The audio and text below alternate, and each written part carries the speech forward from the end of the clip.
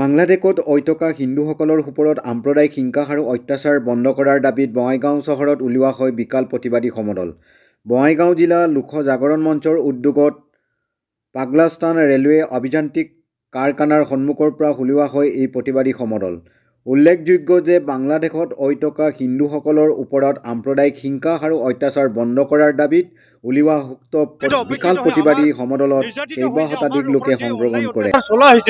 আমি যি হিন্দু ধৰ্মত আমি ৰাইজৰ কাৰণে, দেশৰ কাৰণে, পৃথিৱীৰ কাৰণে, জীৱ জগতৰ কাৰণে আৰু মানৱ জগতৰ কাৰণে, উদ্ভিদ জগতৰ কাৰণে আমি হিন্দু ধৰ্মত আমি ব্ৰতী শ্ৰীৰামচন্দ্ৰৰ আদৰ্শত, শ্ৰীকৃষ্ণৰ আদৰ্শত আমি যি ব্ৰতী হৈ আমি যি নিস্বাৰ্থভাৱে নিজকে উৎসৰ্গা কৰি পৃথিৱীৰ কাৰণে আমি চিন্তা কৰোঁ, সেই হিন্দু ধৰ্মী মানুহবিলাকৰ ওপৰত যি ধৰণে আজি অন্যায় অত্যাচাৰ উৎপীড়ন চলোৱা হৈছে, এইটোৰ প্ৰতিবাদ আমি কৰিছোঁ যাতে এই ধৰণৰ অন্যায় অত্যাচাৰ আমাৰ ওপৰত বন্ধ হওক।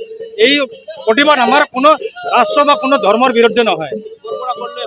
আমি ইয়াৰ পৰা আৰম্ভ কৰিম, পাগলাস্থানৰ পৰা আমি DC অফিচলৈকে যাম আৰু তাতে আমাৰ ধৰ্মঘট এটা অৱস্থান ধৰ্মঘট কৰিম, তাৰপিছত আমি ইয়াত সামৰণি মাৰিম।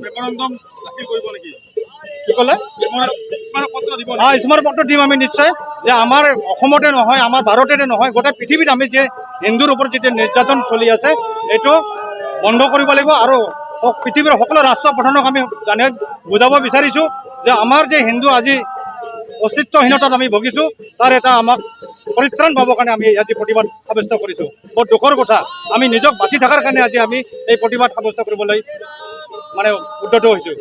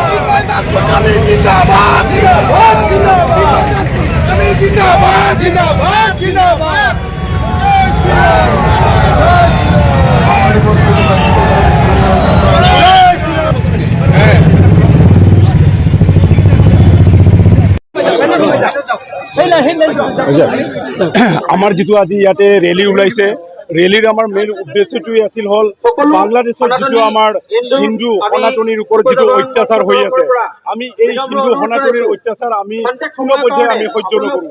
বিশেষকৈ আজি পূৰ্বপুৰুষৰ পৰা আমি দেখি আহিছোঁ আমাৰ সনাতনী হিন্দুৰ ওপৰত সকলো সময়তে যিকোনো ধৰণৰ অত্যাচাৰ উৎপীড়ন চলি আহিছে। আৰু বাংলাদেশত বৰ্তমান যিটো এটা আজি ৰাজনৈতিক অস্থিৰতাৰ সুযোগ লৈ যিটো আমাৰ নিজৰ ভাই সনাতনী ভাইসকলৰ ওপৰত যি ধৰণৰ আজি অত্যাচাৰ উৎপীড়ন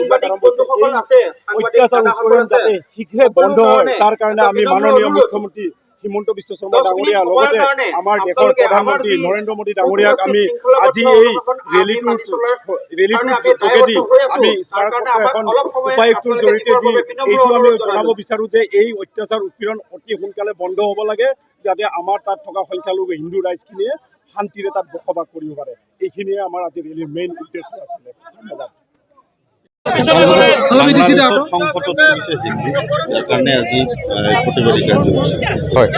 আৰম্ভ কৰিম নেকি? আজি লোক জাগৰণ মঞ্চ অসম বঙাইগাঁও জিলাৰ উদ্যোগত সনাতনী সমাজক একত্ৰিত হৈ কিনে আজি আমি বাংলাদেশত হৈ থকা সনাতনী হিন্দুসকলৰ মাজত যি অত্যাচাৰ, তাৰ বিৰুদ্ধে আমি আজি প্ৰতিবাদ জনাইছোঁ আৰু শান্তি সমদল আমি উলিয়াইছোঁ। ইয়াৰ জৰিয়তে বিশ্ব সমুদায়ক আমি দেখুৱাব খুজিছোঁ যে বাংলাদেশত হস্তক্ষেপ কৰিবৰ সময় হৈছে।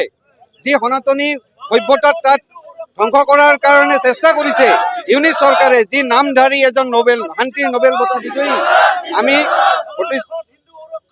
এইটো আমি বিৰোধ কৰিম। সেয়েহে আমি ইয়াৰ প্ৰতিবাদৰ জৰিয়তে আমি বিশ্ব সমুদায়ক জনাইছোঁ যে বাংলাদেশৰ অত্যাচাৰ অবিলম্বে বন্ধ কৰিব লাগে আৰু হিন্দুৰ সুৰক্ষা আৰু মানৱ অধিকাৰ ৰক্ষা কৰিব লাগে। ধন্যবাদ।